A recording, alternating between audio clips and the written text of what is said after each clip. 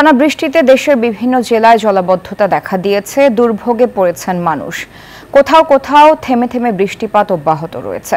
ভারী থেকে অতি ভারী বৃষ্টিপাতের সঙ্গে জলাবদ্ধতা তৈরির সতর্কতা দিয়েছে আবহাওয়া অধিদপ্তর।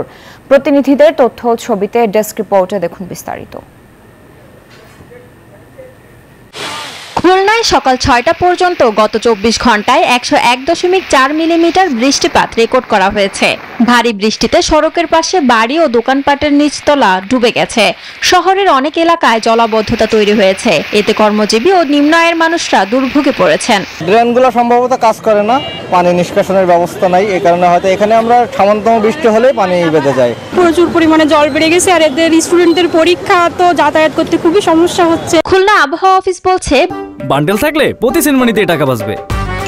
বিকাশ সেনমানি বান্ডেল কিনে জিতুন প্রতি লেনদেনে। ভারী বৃষ্টিপাত আরো 2 দিন অব্যাহত থাকতে পারে।